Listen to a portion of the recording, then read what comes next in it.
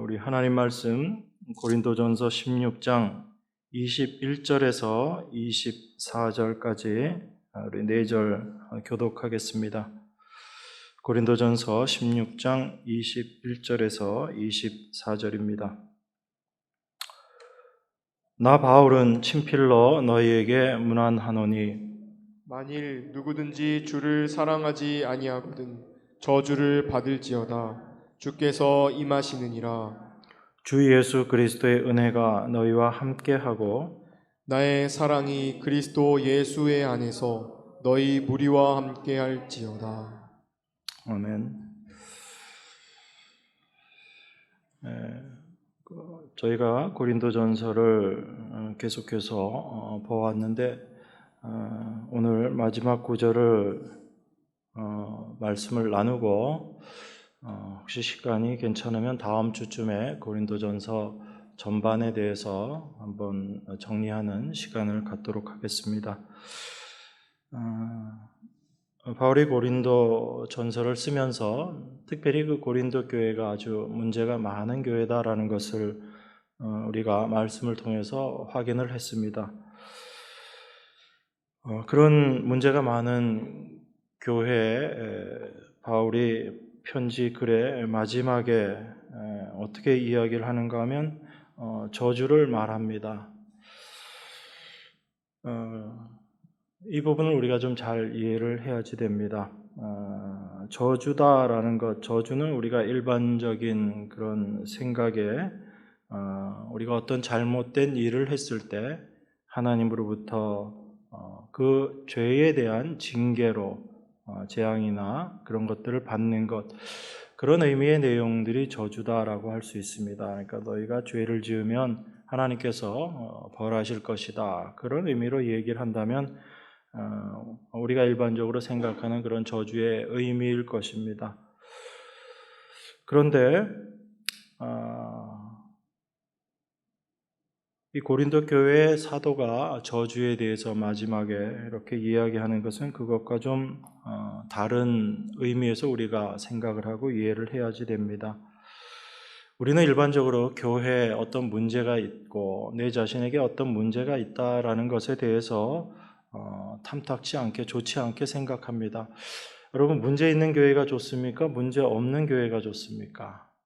문제 없는 교회가 좋죠. 그게 우리들이 일반적으로 추구하는 모습입니다.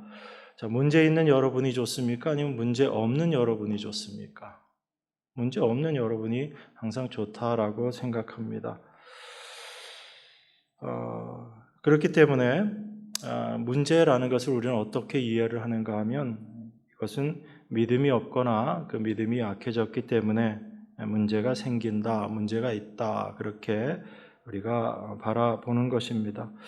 그런 의미에서 교회의 문제가 해결되지 않고 그대로 지속이 된다면 하나님은 분명히 거기에 대해서 벌하실 것이다, 그런 의미를 우리가 많이 생각합니다. 우리가 일반적으로 생각하는 부분들이죠. 그래서 개인이건 교회이건 어떤 하나님의 징벌적인 일들이 생긴다면, 우리가 그렇게 생각하는 일들이 생긴다면 우리는 이렇게 이해하는 거죠. 뭔가 잘못된 것이 있었기 때문에 하나님께서 벌하시는 것이다, 그렇게 생각합니다. 근데 여러분 한번 생각해 보세요. 만약에 교회 문제가 믿음이 있고 없고의 어떤 것을 드러내는 증거다라고 생각하고 그 문제가 저주받을 이유다라고 생각한다면 과연 이 세상에 교회로서 존재할 수 있는 교회가 있겠는가 하는 거예요. 그러니까 우리는 모든 문제들을 너무 상식적으로 생각하고 일반적으로 생각하려고 합니다. 그런데 현실은 그렇지 않은 것이고 또 하나님의 말씀을 우리가 일반적인 상식 기준에서 이해할 수 없는 부분들이 그런 부분들이다라고 할 수 있습니다. 여러분, 우리 현실을 한번 둘러보십시오. 최근에도 많은 문제를 이야기하고 있는 그런 이단들의 문제, 사이비 교회들의 문제들, 그런 교회들이 문제가 없는 교회인가요? 우리가 보는 시각에서는 굉장히 문제가 많죠. 문제가 많은 정도가 아니라 아주 진리에서 벗어난 다른 것들을 전하고 있는 그런 모임들입니다. 교회라고 제가 표현도 안 하죠. 그런데 그런 모임들인데 그런 모임들이 어떻게 부흥하나요? 부흥하지 못하나요? 우리가 생각하는 것 이상으로 부흥하고 있거든요. 여러분들 그런 부분들을 어떻게 이해하셔야지 될 것인가라는 것입니다. 그런 모임들의 문제가 없기 때문에 막 부흥이 되는 것인가? 그렇진 않잖아요. 아주 심각한 문제들이 있음에도 불구하고 그렇게 확정되어지는 이단과 사이비의 세력들을 생각한다면 단순히 문제 있으면 하나님께서 벌 주시고 문제 없으면 부흥하게 해주신다, 이런 논리들에 대해서 우리가 다른 각도에서 좀 이해해야지 되겠다라는 그런 생각을 할 수 있습니다. 오늘 본문 21절에서 바울이 이렇게 이야기합니다. 나 바울은 친필로 너에게 문안하노니 라고 말하고, 22절에서는 누구든지 주를 사랑하지 아니하거든 저주를 받을지어다 라고 그렇게 말합니다. 여러분, 이 말이 참 어색하다는 걸 먼저 여러분들이 생각하셔야지 돼요. 무난한다라는 표현과 저주라는 표현이 이게 같이 갈 수 있는 내용인가라는 걸 먼저 생각해야죠. 여러분들이 누구에게 무난하면서 이런 저주의 말을 한다라는 게 과연 가당한 일인가, 과연 당연한 일인가, 그걸 한번 생각해 보십시오. 무난이라는 건 어떤 거예요? 잘 지내고 있는가, 서로의 안부를 묻고 또 좋은 덕담을 하기 위한 게 문안이거든요. 그런데 바울은 지금 내가 친필로 너에게 문안한다라고 이야기하면서 누구든지 주를 사랑하지 않으면 저주를 받을지어다라고 그렇게 이야기합니다. 이 저주에 대한 말이 문안한다라는 말과 연결되어 있다라는 것입니다. 우리가 생각하기로는 이 저주의 말은 책망이라는 것과 연결되어야지 됩니다. 너희들이 이러이러한 잘못된 일을 계속하면 거기에 대한 보응으로 하나님께서 저주를 내리실 거야 라고 이렇게 이야기해야지 맞는 것입니다. 그 내용들을 우리가 성경을 통해서 잘 보고 있습니다. 이런 생각을 가지고 어떤 특정인을 아주 비난했던 사람들이 있죠. 누구죠? 욥의 친구들이 그랬습니다. 욥이 하나님께서도 인정하신 의인이다라고 표현이 되는데, 이어서 욥에게 하나님께서 엄청난 재앙을 주시거든요. 그 재앙을 바라보면서 욥의 친구들이 어떻게 생각하죠? 하나님께서 너 왜 벌 주느니? 진짜 한번 생각해 봤느냐? 너가 아무리 그렇게 하나님의 말씀대로 잘 살고 있다고 해도 너가 뭔가 잘못한 것이 있기 때문에 하나님께서 거기에 대해서 벌 주시는 것이야 라고 그렇게 이야기합니다. 욥은 그 친구들의 말을 도무지 받아들일 수가 없죠. 자기가 생각하기엔 도무지 잘못한 일이 없는데 왜 하나님께서 벌을 주시는가? 그것이 욥에겐 고난이었죠. 그 후에 나중에 알게 되는 것이 욥의 그 결론의 내용인 거죠. 자기 자신의 의로움이라는 것이 자기 스스로 만들어낼 수 있는 것이 아니다라는 것을 욥이 나중에 다 알게 됩니다. 그래서 자기가 어떤 존재인지, 자기가 티끌과 같은 존재다라는 것을 욥이 나중에 알게 돼요. 그래서 하나님께서 욥을 책망하실 때 내가 이 세상을 창조할 때 너 어디 있었느냐라는 그 말씀을 던지시는 거예요. 욥이 어떤 존재인지를 욥으로 하여금 깨닫게 하시는 거죠. 그 자기 자신의 존재를 알았을 때 자기가 내어놓는 그 어떠한 의로움도 자기의 것이 아니다라는 것을 욥이 알게 되는 거죠. 나의 그 의로웠다라고 생각했던 그 삶이 내 힘과 능력이 아니라 하나님의 열심이었구나라는 것을 알게 되고, 참으로 하나님을 이제 눈으로 보는 자로서의 신앙인으로 욥이 거듭나게 되는 것입니다.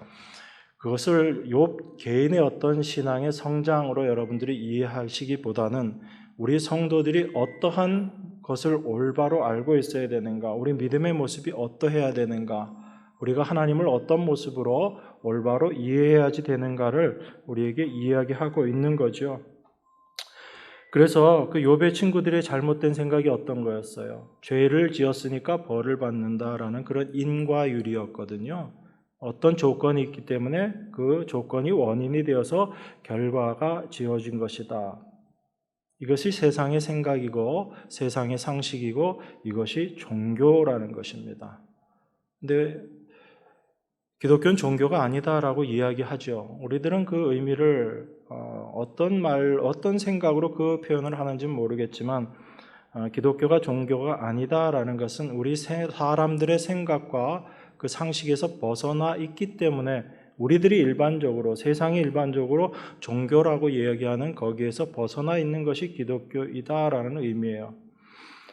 그래서 종교는 사람의 열심을 강조합니다. 열심을 하면 사람이 열심히 애쓰고 수고하면 하나님이 그 뜻을 보시고 기특하게 갸륵하게 여기셔서 복 주신다. 이게 종교의 개념이거든요. 종교에는 누가 중심이 되어 있냐면 하나님이 아니라 사람이 그 중심에 자리하고 있는 거예요. 사람의 어떠함에 따라서 하나님이 거기에 대해서 보응해 주신다라는 거거든요. 그런데 기독교는 그렇지 않습니다. 애초에 하나님은 인간의 그 어떤 행위도 인정하지 않으시고 그것을 바라보시지 않거든요. 그것이 하나님이 사람을 바라보시는 시각입니다. 그 하나님의 시각을 우리가 알게 될 때 내가 무엇을 하는가가 아니라 하나님께서 나를 위해서 무엇을 하셨는가를 볼 수 있는 그 시각이 바뀌어지는 거예요. 그것이 바뀌어진 사람을 성경은 어떤 사람이다? 성도다, 신자다, 믿음이 있는 자다라고 이야기하는 것입니다. 그러니까 그것이 우리의 힘으로 우리의 능력으로 되는 게 아니잖아요. 하나님이 계시로 우리에게 그것을 비춰주셔야지 되고 하나님이 우리에게 믿음이라는 것을 주셔야지 가능한 일인 것입니다. 그래서 아무리 수고하고 애쓴다고 해도 믿는 사람, 믿음의 사람이 되는 것이 아니고 성도가 되는 게 아니다라는 것입니다. 그래서 우리가 그 하나님의 말씀을 올바로 깨달을 수 있는 믿음을 주십시오라고 날마다 기도하고 간구하는 거죠. 하나님의 일을 열심히 할 수 있도록 힘 주십시오. 이건 성도의 기도가 아닌 거예요. 하나님은 지금도 열심히 수고하시고 일하고 계십니다. 그게 우리의 믿음의 눈이 띄어지지 않기 때문에 바라보지 못하고 있는 것뿐인 거죠. 그런데 그 믿음의 눈이 띄어지면 하나님의 은혜로 그 믿음의 눈이 띄어지면 이제 하나님의 일하심이 보이는 거예요. 하나님의 일하심이 보이게 되면 나의 수고를 내려놓게 됩니다. 이 사람들이 참된 하나님을 믿는 기독교인들인 거예요. 그 하나님의 일이 바로 예수 그리스도를 통해서 완성된 것임을 믿음의 눈으로 우리가 바라볼 수 있게 되는 것입니다.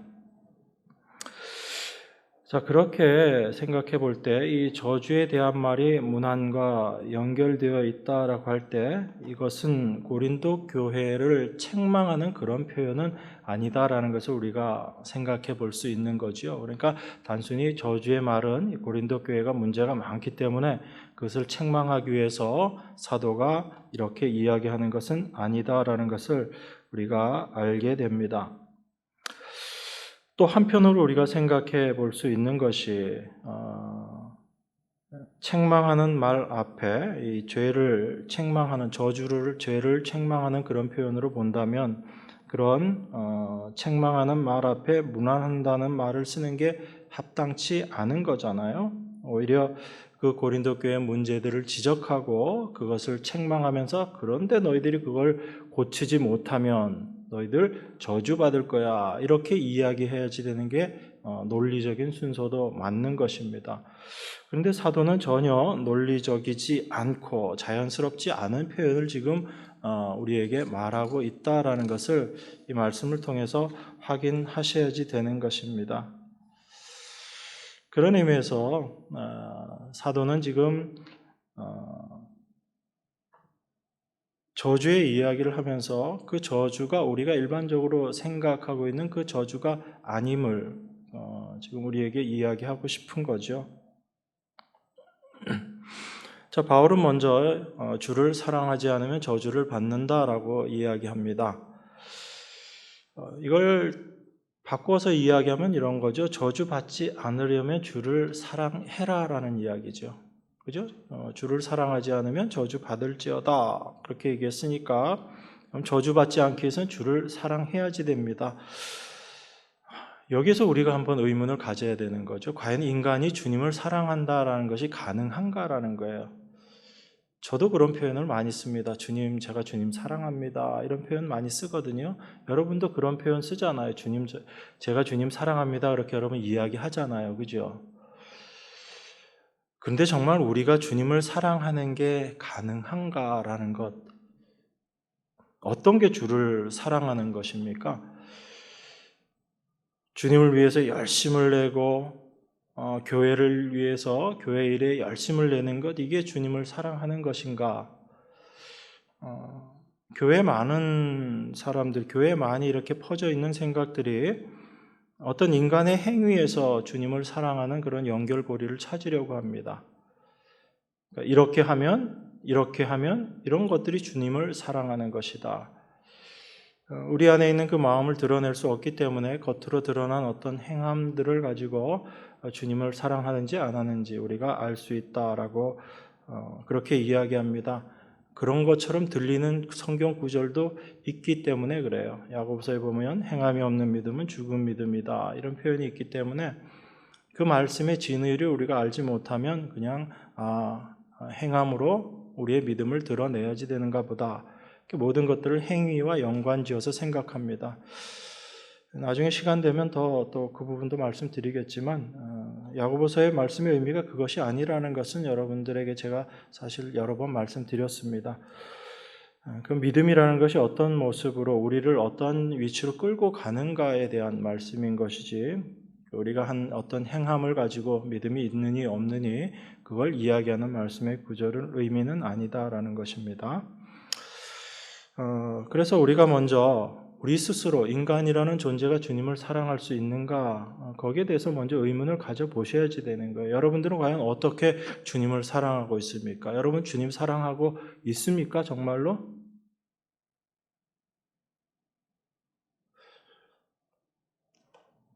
제가 이번에 아들을 만나고 왔는데 다른 것 아무것도 없어요. 그냥 아들이 우리에게 뭘 해주고 안 해주고 그런 거 없습니다. 그냥 만난 것 자체가 저에겐 기쁨이고 그것이 저에게 만족이 되고 다른 아무것도 없더라고요. 오랜만에 부모를 만나서 자기 나름대로 계획도 많이 세워놨어요.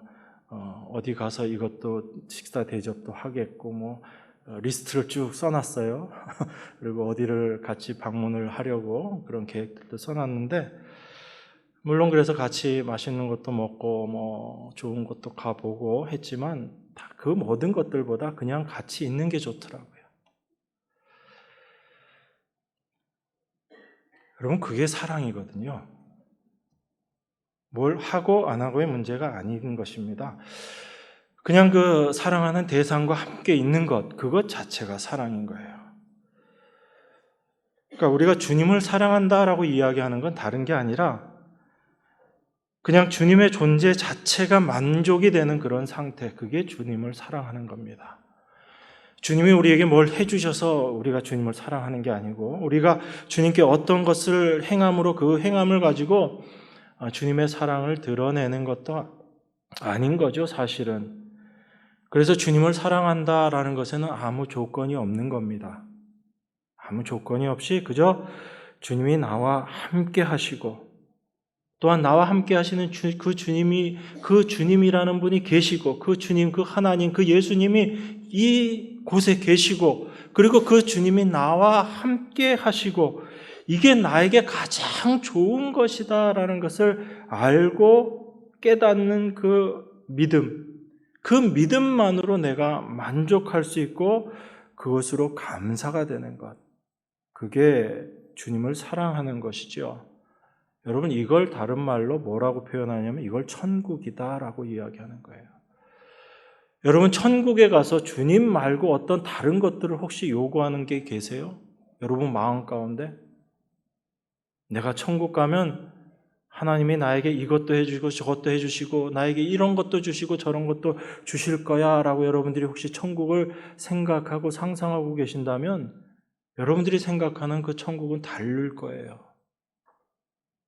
천국은 어떤 곳이 천국입니까? 주님 한 분만으로 내가 만족할 수 있고 그 주님 한 분만으로 나에게 참된 기쁨이 되는 곳, 그곳이 천국이거든요. 그런데 우리는 그 천국에 내가 원하는 것들을 많이 들여다 놓습니다. 내가 사랑하는 주님이 나를 위해서 이것도 해주시고 저것도 해주시고, 그렇게 내가 원하는 것이 많은 곳, 그런 것이 끝없이 있는 곳, 그것을 천국이다라고 우리가 생각하죠. 내가 사랑하는 주님, 내가 왜 사랑하는 거죠? 그럼 주님을 내가 원하는 것을 주기 때문에 내가 주님을 사랑한다라는 이 결론밖에 안 되는 거예요. 여러분, 그건 주님을 사랑하는 게 아닙니다. 그건 천국을 사모하는 성도들의 모습이 아닌 거예요. 근데 우리는 어떻죠? 우리들의 삶의 모습을 보면 주님이 우리와 함께 하시는 것만으로만 과연 우리는 만족하고 살아가는가? 아니면 그것 외에 더 다른 것을 더 요구하고 있는가? 분명하게 드러나죠. 우리가 예수님을 좋아하고 예수님을 사랑하는 것은 예수님께서 내가 원하는 좋은 것을 주시기 위해서 오셨다라고 생각하고 그 주님을 우리가 사랑하는 거죠. 그러면 우리는 주님을 사랑하는 것입니까? 아니면 주님이 주시겠다고 하신 그것을 사랑하는 겁니까?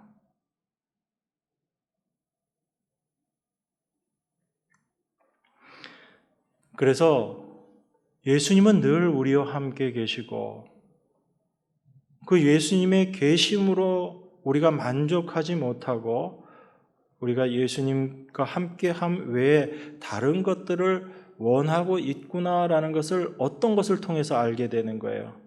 주님은 늘 우리와 함께 계신다라는 이 하나님의 말씀을 통해서 우리는 그 주님만으로 만족하지 못하는 자들이구나라는 것을 우리가 확인받는 거예요. 주님이 우리와 함께 하시지 않으셨으면 주님이 함께 하심과 그리고 주님이 우리에게 주시겠다고 하신 것에 그 어느 것이 더 우리를 만족시키는가를 우리는 사실 정확하게 판단하지 못합니다. 그런데 주님은 우리와 늘 함께 계시거든요. 세상 끝날까지 내가 너희를 떠나지 아니하겠다라고 말씀하시고 하나님이 우리에게 약속하신 것을 온전히 이루시기까지 하나님은 절대로 떠나시지 않으시겠다라는 거예요. 그 말씀은 이 땅에서 우리가 사는 어느 시점까지 하나님이 함께 계시겠다는 게 아니죠. 하나님이 약속하신 그 일이 완성되는 그날까지 우리가 영원한 나라에서 하나님과 함께하는 그때까지 하나님은 결코 그리고 그 이후에도 영원히 우리를 떠나시지 않고 우리와 함께 하시겠다. 이것이 하나님의 약속의 말씀이거든요. 그 약속의 말씀을 받은 우리들이 그것으로 만족 못하고 있잖아요. 여러분 신앙의 모습들, 여러분 날마다의 삶의 모습들을 한번 바라보시고 생각해 보세요. 과연 주님만으로 여러분들이 만족하시고 그것으로 충분하다라고 그렇게 생각하고 살고 계시는지 아니면 그것 외에 또 다른 것을 여러분들은 원하고 요구하고 계시는지 분명하게 드러나죠. 그럼 우리는 주님을 사랑하고 있지 않다라는 게 드러나는 겁니다. 그럼 여러분과 저는 어떤 존재라는 거예요? 하나님께 사랑받을 존재인 거예요? 저주받을 수밖에 없는 존재인 거예요? 하나님 앞에 저주받을 수밖에 없는 것이 여러분과 저의 모습이라는 것입니다. 여러분 주를 사랑하지 않는 자, 하나님을 사랑하지 않는 자를 만약에 하나님께서 저 사람은 성품이 참 좋기 때문에 나를 사랑하지 않아도 내가 저 사람을 내가 인정해 줘야지. 하나님 과연 그렇게 생각하실까요? 저 사람은 나를 사랑하지 않지만 정말 교회에 열심이야. 그렇기 때문에 내가 저 사람의 믿음은 인정해 줘야지. 하나님이 과연 그렇게 이야기하실까요? 아니잖아요. 그죠? 그렇다면 우리 자신이 주를 사랑하지 않는 자인 것이다 라는 것을 우리가 먼저 이해하고 그 바탕에서 사도의 이 말의 의미들을 생각해 봐야지 되는 것입니다.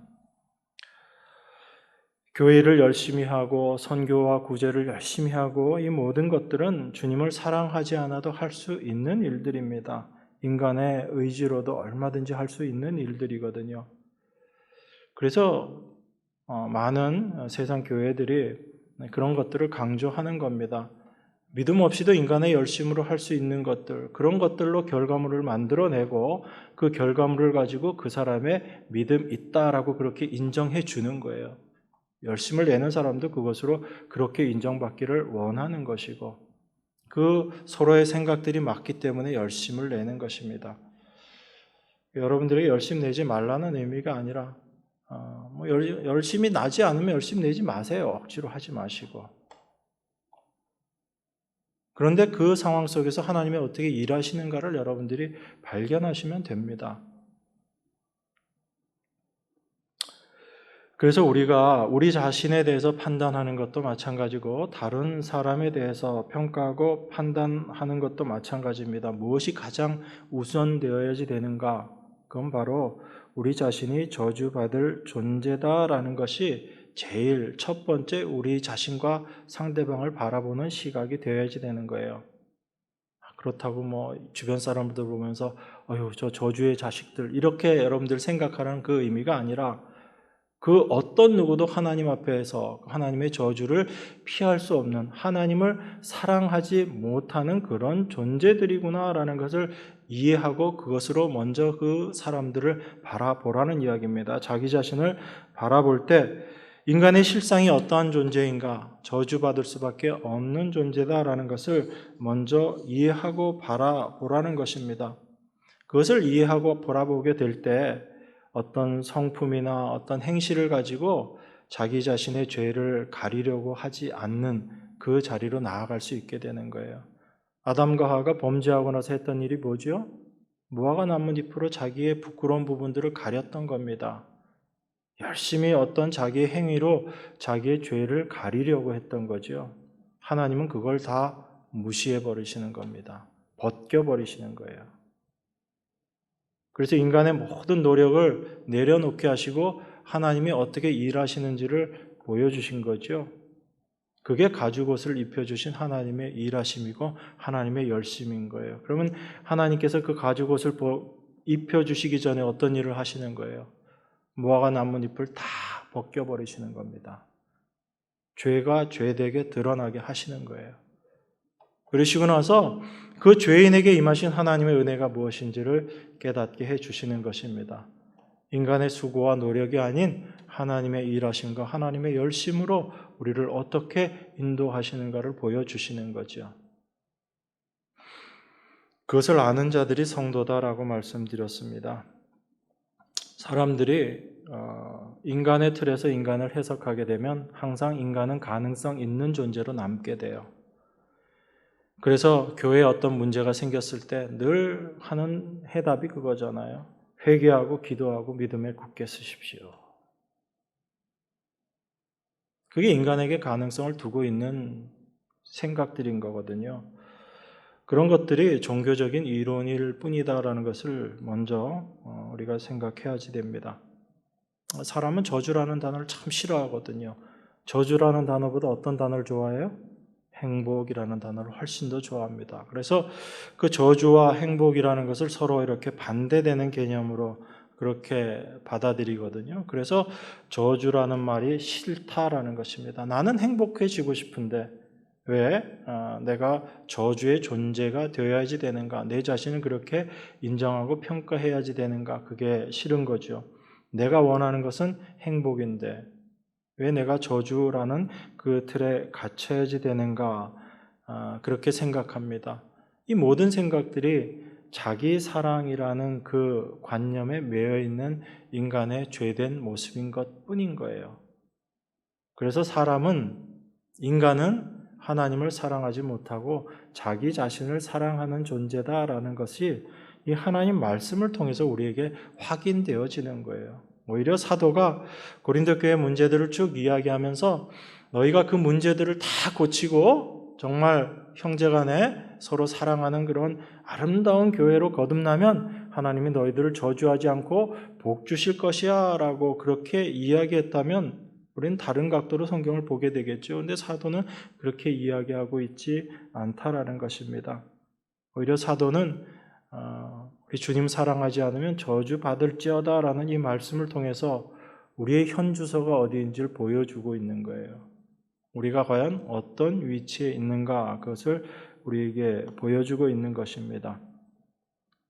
그런데 참 귀한 것이 있습니다. 그것이 무엇이냐면 그 저주라는 것에서 벗어날 수 없는 것이 인간의 현실이고 그것이 내 자신의 현실이다라는 것을 바라보게 될 때 새로운 또 하나의 현실이 우리 눈앞에 보여지게 되는 것입니다. 그게 뭐냐면 그 저주라는 우리의 현실, 우리의 상태를 덮어버리는 또 다른 현실에 우리가 눈이 띄게 되는 거예요. 그 현실은 어떤 것이냐면 주님이 우리에게 오심으로 말미암아 생겨나게 된 새로운 현실이라는 것입니다. 내 자신의 저주의 상태, 저주의 본질을 알게 되었을 때 그러면 나는 저주받을 자로 끝나는 것인가 하면 그렇지 않은 거예요.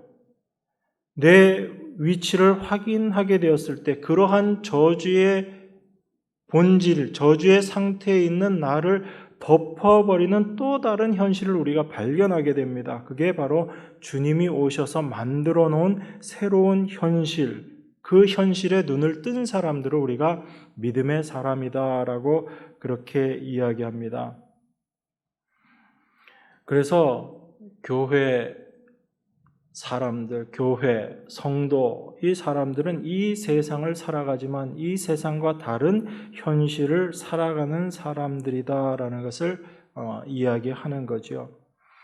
그 저주를 덮고 있는 것이 바로 주님의 사랑이다라는 것을 알게 되고 우리 자신은 저주받을 수 없는 그러한 존재이지만 이러한 우리들에게 저주가 아닌 하나님의 사랑으로 덮어버리신 그 새로운 현실을 우리가 올바로 발견하게 되는 거예요.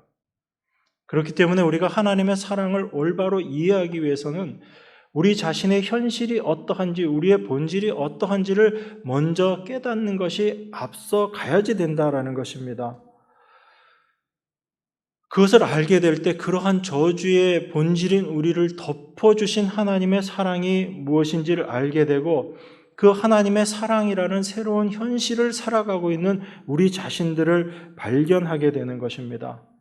십자가에서 피 흘려 죽으신 그런 저주의 존재인 우리를 위해서 십자가에 못 박히시고 피 흘려 죽으시고 모든 것들을 다 이루셨다라고 말씀하시는 그 주님이 우리와 지금 함께 계시고 그리고 그 주님의 일하심으로 우리가 그 저주를 벗어난 사랑의 은혜 가운데 있게 된다라는 것을 알게 될 때 그것만이 우리에게 참된 만족이 되고 감사가 되는 그것이 바로 주님을 사랑하는 것이다라는 것을 우리가 올바로 알게 되는 것입니다.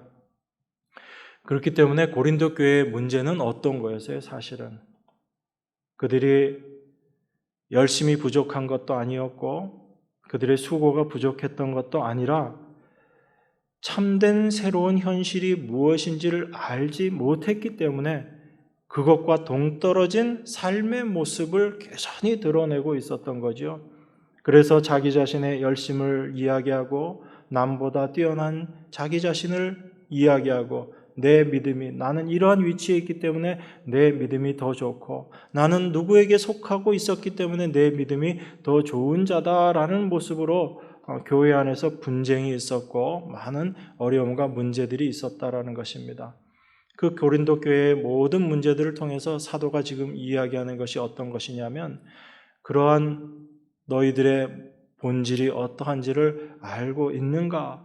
그러한 본질 가운데서 하나님의 사랑이 어떻게 우리에게 역사하고 있는가? 이것을 지금 우리에게 말씀하고 계시는 것입니다. 그래서 사도가 하나님을 주를 사랑하지 않으면 저주를 받을지어다 라는 말로 우리에게 문안하고 있는 거예요. 여러분 계시록 4장 10절 11절에 보면 그 말씀이 있습니다. 제가 봉독합니다. 24장로들이 보좌에 앉으신 이 앞에 엎드려 세세토록 사시는 이에게 경배하고 자기의 면류관을 보좌 앞에 던지며 가로되 우리 주 하나님이여 영광과 존귀와 능력을 받으시는 것이 합당하오니 주께서 만물을 지으신지라 만물이 주의 뜻대로 있었고 또 지으심을 받았나이다. 이렇게 이야기합니다. 24장로는 신약과 구약의 모든 교회를 대표하는 그런 표현이지요. 그 사람들이 자기의 면류관을 받았다라는 얘기에 그들의 수고와 노력 그 자신들의 그 영광의 증거물, 이게 면류관인 거잖아요. 그 면류관을 받았습니다. 그런데 그 면류관을 보좌 앞에 다시 돌려드리는 거예요. 그 돌려드린다는 의미는 어떤 의미입니까? 그 면류관, 그 영광과 존귀는 내가 받아야 될 것이 아닙니다라는 고백인 거죠. 영광과 존귀는 하나님께 돌아가야지 될 것입니다라는 그 표현인 거예요. 이건 하나님의 것이지 나의 것이 아닙니다. 하나님은 당신의 백성들에게 영광과 존귀의 면류관을 씌워 주셨는데 그것이 우리의 열심과 우리의 수고로 말미암은 것이 아니라 하나님의 열심과 하나님의 수고하심으로 우리에게 씌워준 것이다라는 것을 지금 24 장로들, 하나님의 백성들 교회가 고백하고 있는 모습이거든요. 그래서 우리의 면류관, 이것은 우리의 수고와 우리의 열심이 아니라 하나님의 수고와 하나님의 의로우심으로 말미암은 결과물입니다라는 것을 고백하는 것이 24 장로들이 자기들이 받은 그 면류관을 하나님께 다시 내어드리는 모습인 거예요. 이것이 교회의 모습입니다. 계시록은 지금 우리에게 그걸 보여주고 있거든요. 너희가 열심과 수고를 다해서 면류관을 받는 자가 되어야지 된다라는 것이 아니라 우리는 다 하나님의 열심으로 말미암아 면류관을 받을 자이고 이미 받은 자들인데 그 면류관이 어떻게 우리에게 주어졌는가를 알게 해주시는 것이 하나님의 말씀인 거예요. 그래서 성도의 즐거움이라는 건요, 우리가 면류관 받는 게 아니라 하나님 사랑 가운데 우리가 있는 자들이고 그 하나님이 우리와 함께 하신다라는 것, 이게 우리들에게 참된 기쁨이 되어야지 되는 거예요. 그래서 제가 이번에 조금 느끼고 온 거예요. 뭘 하고 안 하고의 문제가 아니고 사랑하는 사람과 함께 있는 것, 이것 자체가 참된 기쁨이고 참된 만족이구나. 전 그거 알게 해주신 하나님 너무 감사했어요. 그래서 이 말씀을 전하기를 너무 마음 가운데 원함이 있었던 것이고 여러분과 이 말씀을 나누고 싶었던 겁니다. 이 뜨거운 마음이 사라지기 전에 여러분과 좀 이 사랑을 나누고 싶었어요. 다른 어떤 것보다 그 하나님이 나와 함께 하시고 그 하나님만으로 나에게 모든 것이 만족이 됩니다라는 이것이 우리에게 참된 기쁨이 되어야지 되는 거죠. 하나님이 사랑, 그 하나님이 우리와 함께 하시기 때문에 다른 어떤 것은 없어도 됩니다라는 이 고백, 이것이 참된 하나님을 사랑하는 사랑의 마음 아니에요? 여러분들이 경험했던 그 사랑, 주님을 사랑하는 마음, 여러분이 정말로 주님을 사랑할 때 다른 어떤 것들이 보이던가요?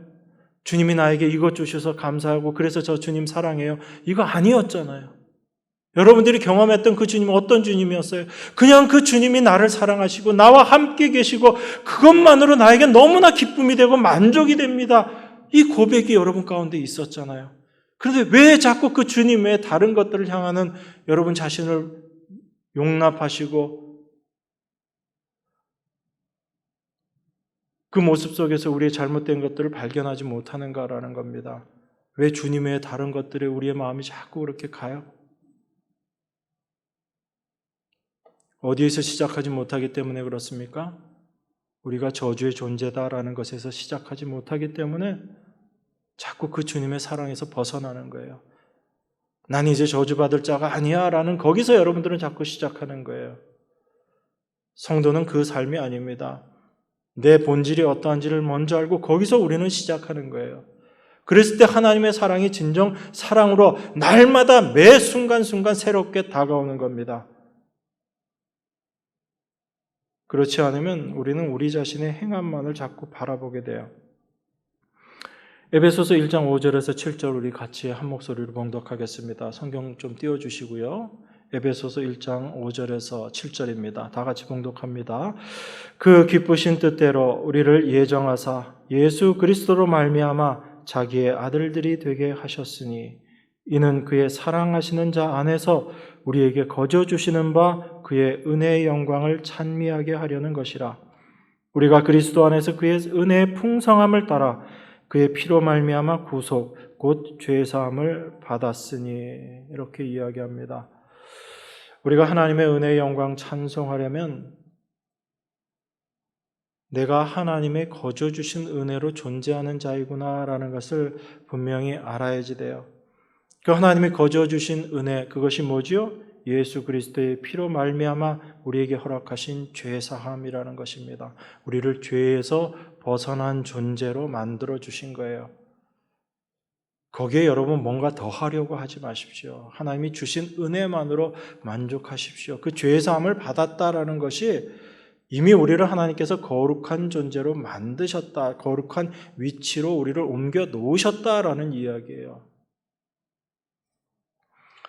하나님의 거저 주신 은혜, 거저 주신 그 은혜로 말미암아 만들어진 자, 그 하나님의 백성들이 바로 죄사함 받은 거룩한 하나님의 아들로 존재하는 자들인 것입니다. 그래서 거저 주신 은혜에 감사한다면 우리는 어떤 다른 것들을 요구할 필요도 없고 다른 것들로 말미암아 우리 자신이 거룩하게 되기 위해서 수고하고 애써야지 되는 것이 없는 것입니다. 하나님이 우리에게 거저 주신 바 그 은혜를 아는 자들이 그 사랑하시는 자 안에 있는 자들인 거예요. 그런데 그 사랑을 알지 못하면 뭔가 우리의 수고와 열심을 통해서 하나님의 은혜를 받아야지 된다라고 생각합니다. 그런데 사도가 로마서에서 어떻게 이야기해요? 행한 것이 없이 거저 받은 바 은혜를 아는 자들의 복된 것이 무엇인지를 이야기하고 있잖아요. 그게 사도가 계속 이야기하고 있는 말씀이거든요. 그래서 그 거저 주신 은혜를 아는 자들은 다른 사람을 볼 때도 그러한 시각으로 바라보게 됩니다. 저 사람이 어떻고를 떠나서 하나님의 은혜 받은 자로 바라보게 되는 거예요. 그렇게 될 때 주님의 사랑이 넘쳐나는 교회로 존재하게 되는 것입니다. 여러분, 교회라는 것은 어떤 곳이에요? 인간의 열심으로 만들어진 곳입니까?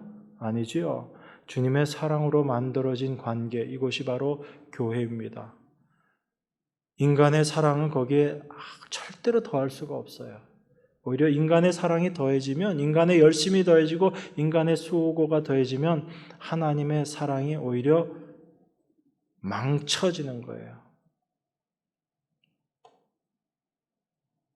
하나님의 일하심만이 온전히 드러날 수 있게 여러분들이 올바로 아는 것, 그것이 하나님 사랑 가운데 있는 것입니다. 그래서 교회는 주님의 사랑으로 존재하는 것, 이것이 교회입니다. 거기에 어떤 인간의 열심도 들어갈 수 없다라는 것입니다.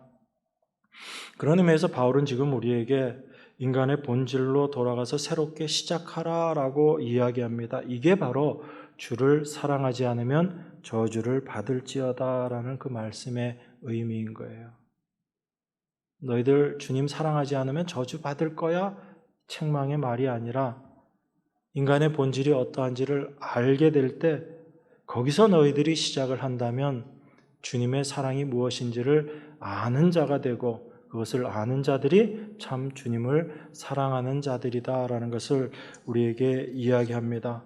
그러면서 사도가 이어서 뭐라고 이야기해요? 22절 후반절에 만일 누구든지 주를 사랑하지 아니하거든 저주를 받을지어다 주께서 임하시느니라. 주께서 임하신다라는 게 어떤 거죠? 주님께서 오시기를 고대하고 기다린다라는 그 이야기입니다. 나와 함께 하시는 주님, 그 주님이 이제 다시 우리에게 오셔서 영원한 주님의 나라를 완성할 그 때를 소망을 가지고 기대하고 있는 것입니다. 그렇게 예수님 다시 오시기를 기다리는 자들이 주 예수여 오시옵소서라는 그 마라나타의 신앙을 가지고 살아가는 자들인 거예요. 그 주님만 사랑하기 때문에, 그 주님 외엔 다른 어떤 것도 필요 없기 때문에 오직 주님만 내가 사모하고 있습니다라는 그 고백을 사도가 지금 하고 있는 것입니다. 이렇게 이러한 심정으로 주님을 사모하는 곳, 그것이 바로 교회인 거죠. 그래서 23절, 24절에서 주 예수 그리스도의 은혜가 너희와 함께하고 나의 사랑이 그리스도 예수의 안에서 너희 무리와 함께할지어다. 사랑 안에서 함께하는 그 교회가 어떤 것인지를 사도가 우리에게 이야기하고 있는 것입니다.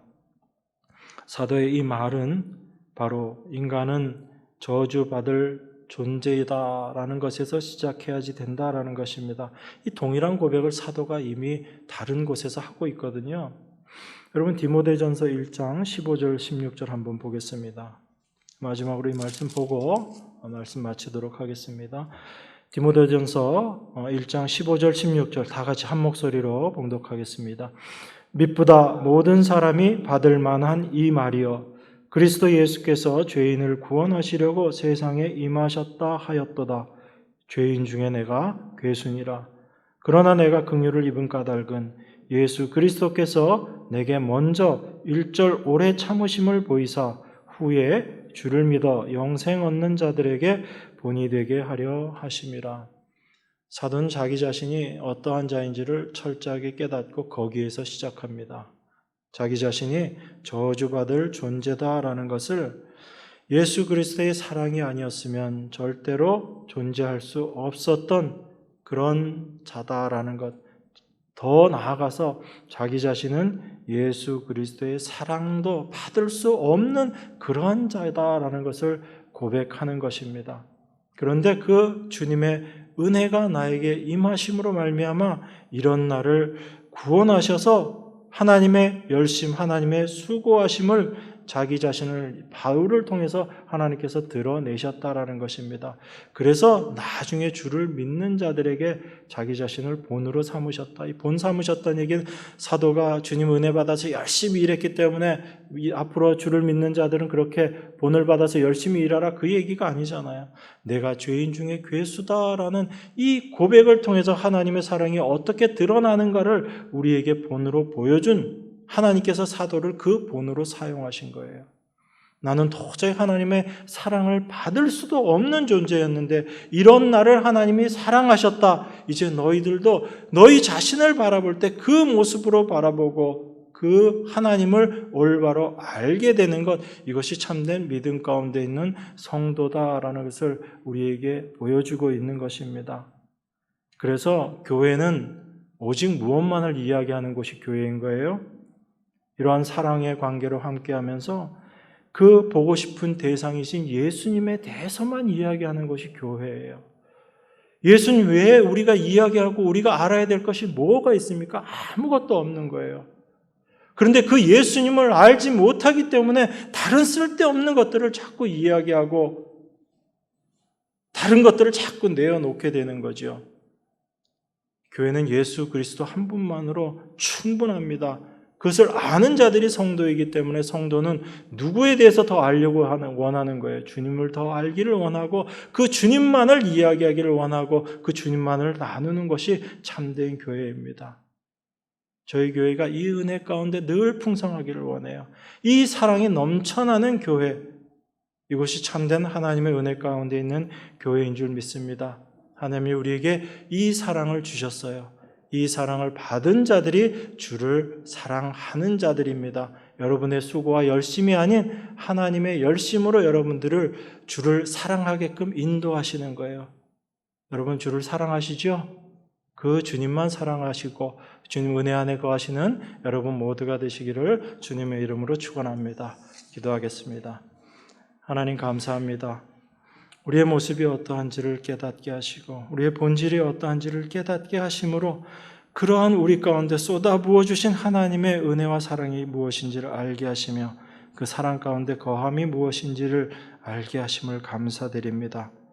이것이 참된 주님을 사랑함임을 우리로 하여금 깨닫게 하시고 그 저주에서 사랑 가운데로 그 사랑 안에 거하는 거룩한 자로 하나님 백성으로 세워주심을 늘 감사하며 그 일을 온전히 이루신 우리 주님만을 찬송하며 하나님께 영광 올려드리는 자로 살아가게 하심을 감사드립니다. 날마다 이 은혜로 살아가는 저희들 모두가 될 수 있도록 축복하시고 늘 함께 하심을 믿사오며 인도하여 주시옵소서. 귀하신 예수 그리스도 이름으로 기도드리옵나이다. 아멘.